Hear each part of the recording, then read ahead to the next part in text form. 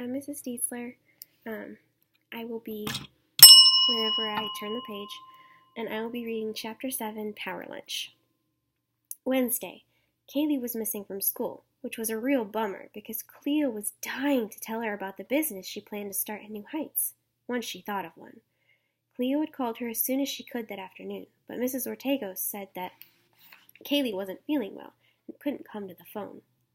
Kaylee was late to school on Tuesday, but not too late to hear Mr. Boring make an incredible announcement. They would not be doing the usual 5th grade family tree project. Cleo couldn't believe it. Mr. Boring had just become her favorite teacher ever. Raise your hands, please. What does it mean to have a passion for something? He wrote the word passion on the board. Cleo's hand shot into the air. Fortune was always talking about passion. It was Fortune Principle number 1. Passion is purpose. Cleo, a passion is something you love to do. It's how you know your purpose in life. Wow. Purpose in life. Yes, great. Something that fires you up, that you like learning about, or doing so much that you could learn about or do it all day long. Like robots? Quentin asked.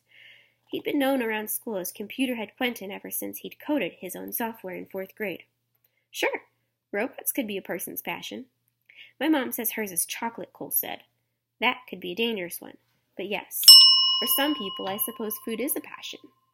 He looked around the room. What about you? What's your passion? Cleo's mind was whirling. Nothing wrong with family trees, but I've got to make sure I don't live up to my boring name. So this year, in this class, we'll be doing passion projects. Ooh, a passion project. Cleo loved the sound of that. This is your assignment. There it was again. That word. Mr. Boring had gone the whole first 2 days of school without using it once. But she kept listening, because at least this time the assignment was connected to something that sounded splendarvelous. In their projects, he went on to explain, they would prepare upfront presentations to give their classmates an experience of their passion. She couldn't believe how perfect this was. Of course, she would make the focus of her project the business that she planned to start at school. She straightened her name tag on her desk. Cleopatra Edison Oliver, CEO, was going to rock this assignment. All she needed now was a business idea. Mr. Boring asked them to get out their journals and spend a few minutes listing their passions. After that, they would choose one and spend a few more minutes writing about that particular passion. They were brainstorming, he said. Cleo could brainstorm later. Right then, she needed to tell Kaylee, her future COO, her plan. She quietly ripped a page out of her journal and wrote, Kaylee, Cleopatra Enterprises, Inc. is expanding into the school market. I need a new business idea. Maybe your fantastic hair clips and a COO, which of course needs to be you since you are the most organized person in the whole entire world, and my BFF. Will you? Pretty please? Here's to our future success. XOXO Cleo. P.S. I climbed onto the roof of our house the other day. It was awesome. I shouted your name, but I don't think you were home. Mom was mad, but thankfully she didn't ground me from TV, because Fortune was amazing, as usual. I've got to find a way to get on her show. She folded the paper about 16 times. On her way to sharpening her pencil, she quickly dropped the note into Kaylee's lap. She watched from her place in line behind Computer Head Quentin. Kaylee read the note, then turned over the paper and scribbled a reply. On Cleo's way back to her seat, they did another handoff. Fortunately, Mr. Boring was too busy asking Micah to stop singing to notice. She slipped into her chair, waited for her teacher to go back to his writing, and read Kaylee's response. Of course I want to do it with you. I don't have any business ideas. How are you going to get on Fortune's show? Your BFF, Kaylee. P.S. My clips take kind of a long time to make.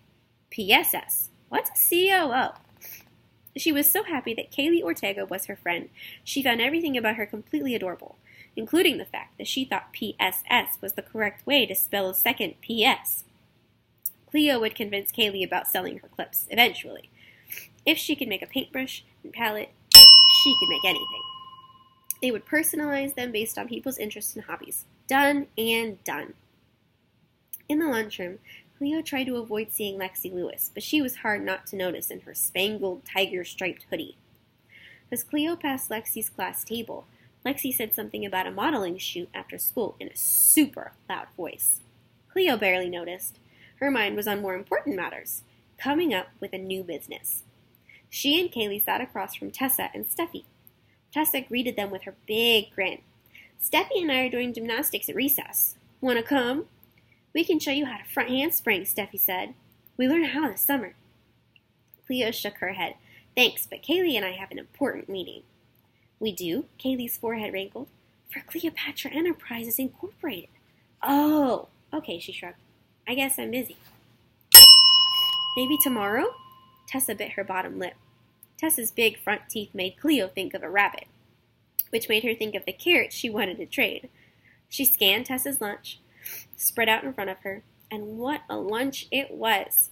Mac and cheese, mandarin oranges, a pudding pack. Pudding! Cleo loved pudding, and it was chocolate her favorite. But carrots, even with ranch dressing, wouldn't be enough to get a pudding. She'd have to throw in at least one sandwich cookie. She tried anyway.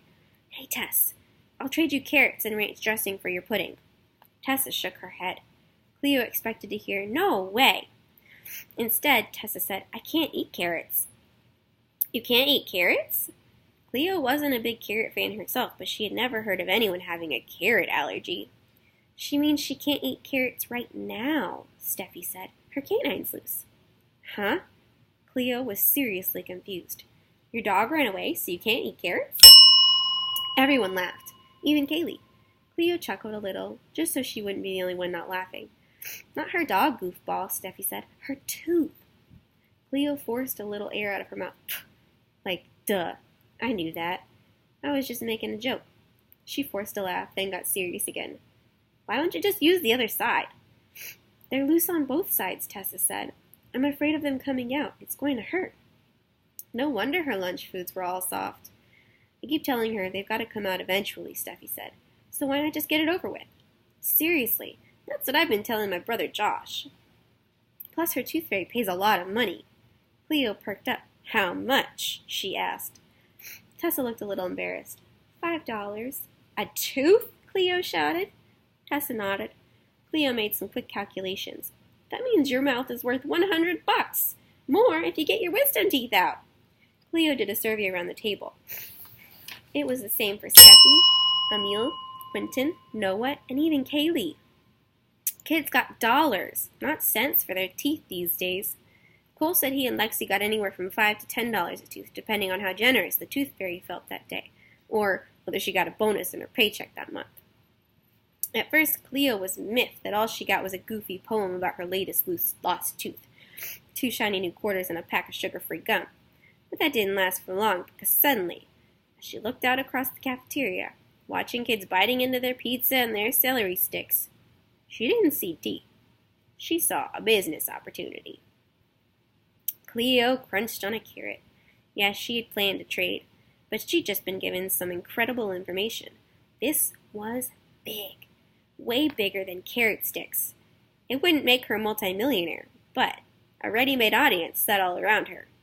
She had gotten her next business idea. At recess, Cleo and Kaylee ran to their spot on the grassy hillside.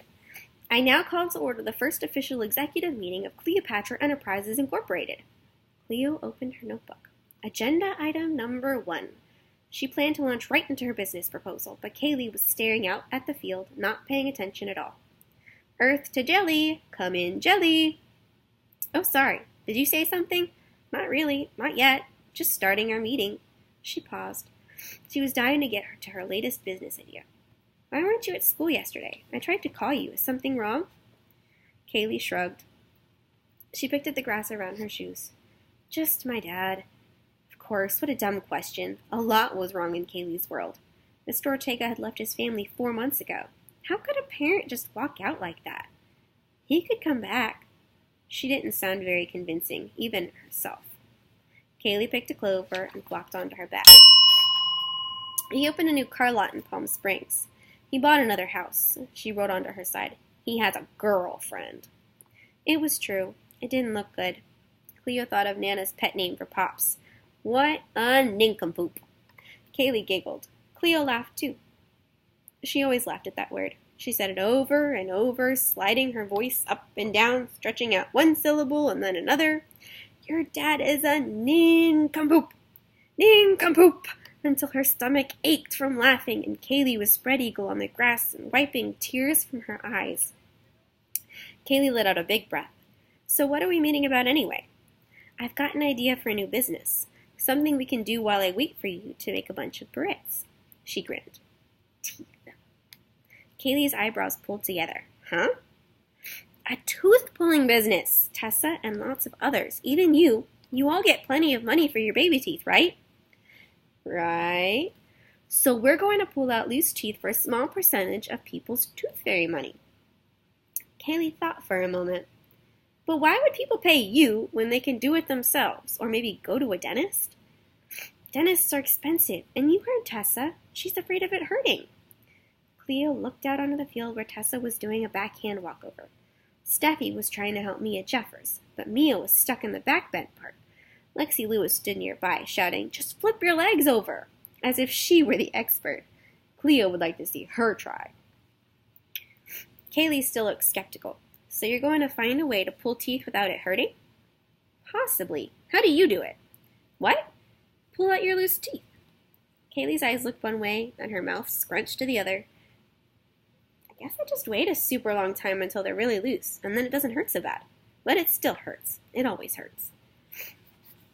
Cleo thought about her own teeth that had come out. Okay, maybe you're right, but I still think we can make it work. So are you with me? I don't know. Come on, KK. Cleo shook Kaylee's arm. You've got to believe in yourself. Kaylee squinted. Her squished face made it look as if she had just tasted something rotten. Cleo jumped to her feet, pulling Kaylee up with her. As fortune principle number 3 says, she punched her fist in the air, doubt is more deadly than failure.